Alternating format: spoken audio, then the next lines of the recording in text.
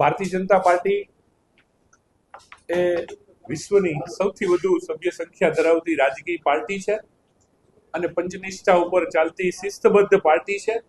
પાર્ટીની એક દરેક કાર્યની એક પદ્ધતિ હોય છે અને એ પદ્ધતિના ભાગરૂપે જ્યારે સ્થાનિક સ્વરાજ્યની ચૂંટણીઓ આવી રહી છે ત્યારે અમારી પરંપરા મુજબ આજે પ્રદેશમાંથી નિરીક્ષકો અત્રે આવ્યા છે અને જે કોઈ પણ કાર્યકર્તા કે જે ભારતીય જનતા પાર્ટી સાથે એકદમ નજીકથી જોડાયેલા છે, પાયાના કાર્યકર છે અને દરેક કાર્યકર્તા હોય એ કોઈ પણ એક ઈચ્છા સાથે રાજકીય પાર્ટીમાં કામ કરતો હોય છે। એના ભાગરૂપે એને મહાનગરપાલિકાની જે ચૂંટણી આવી રહી છે એમાં ચૂંટણી લડવા માટે પોતાની ઉમેદવારીની પ્રક્રિયા માટેની સેન્સ લેવાની પ્રક્રિયા આજે થઈ રહી છે। ત્યારે રાજકોટ ભારતીય જનતા પાર્ટીના કાર્યકર્તાઓમાં ખૂબ ઉત્સાહ છે। બધા કાર્યકર્તાઓ શિસ્તબદ્ધ રીતે અહીંયા કાર્યાલય ઉપર અમે આ વ્યવસ્થા કરી છે અને કાર્યાલય ઉપર 3 ઝોનમાં આ પ્રક્રિયા થશે। 3 ઝોનમાં અમે આપણા 18 વોર્ડ છે એના ભાગ પાડેલા છે અને એ મુજબ જે કાર્યકર્તાનો જે વોર્ડ હશે એ ઝોનમાં જઈ અને એ પોતાનો બાયોડેટા વગેરે વાત કરી અને પોતાની રજૂઆત કરી શકશે। અત્યારે હમણાં 10:30 વાગ્યાથી આ પ્રક્રિયા ચાલુ થશે, જે 2 દિવસ સુધી એટલે કે આજે આખો દિવસ અને કાલે એ રીતે ચાલુ રહેવાની છે અને દરેક કાર્યકર્તાને શાંતિપૂર્વક સાંભળવાની એક તક આપવામાં આવશે।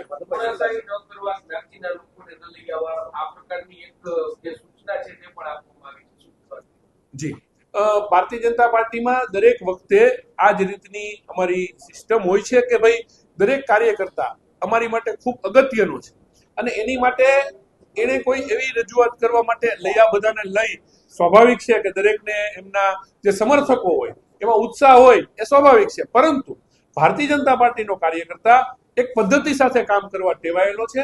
ત્યારે એના ભાગરૂપે પોતે વ્યક્તિગત આવી અહીંયા અમારી એક પ્રક્રિયા છે ફોર્મ ભરવાની, એ ફોર્મ ભરી અને પોતે પોતાની વાત રજૂ કરી શકશે।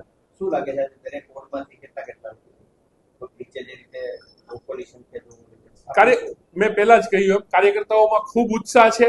હવે એ હમણાં પ્રક્રિયા શરૂ થાય અને જે રીતે કાર્યકર્તાઓ આવશે અને દરેક કાર્યકર્તા પોતાની રજૂઆત કરશે એ પછી સાંજ સુધીમાં એ વસ્તુ ક્લિયર થશે। આજે જેટલા વોટ છે એનો સાંજ સુધીમાં અમને ક્લિયર ખબર પડી જશે। ના, ફોર્મ મેં વાંચેલું છે, ફોર્મ સરળ છે, કોઈ તકલીફ પડે એવું નથી, કેમ કે આ ફોર્મ પહેલી વખત નથી આવ્યું। આ ફોર્મ અમારી પ્રક્રિયાનો એક ભાગ છે અને તકલીફ પડે એવું નથી। અમારા કાર્યકર્તાઓ, સિનિયર કાર્યકર્તાઓ અને કાર્યાલયનો સ્ટાફ આની મદદ માટે નીચે અમે વ્યવસ્થા રાખેલી છે। પસંદગી માટેના ક્રાઇટેરિયા અમારું પાર્લામેન્ટરી બોર્ડ અને અમારું પ્રદેશનું શીર્ષસ્થ નેતૃત્વ નક્કી કરતું હોય છે કે જે તે સમયે એ અમને માહિતી આપશે અથવા તો એ લોકો એ રીતે નિર્ણય લેશે। હાલ એવી કોઈ અમને સૂચના નથી, એટલે અત્યારે તમામ કાર્યકર્તાઓ ફોર્મ ભરી શકશે। ભાઈ પાંધી વોર્ડ નંબર 7 ના કોર્પોરેટર તો ફરી પાછી તમે ઉમેદવારી નોંધાવી રહી છો, શું કહેશો?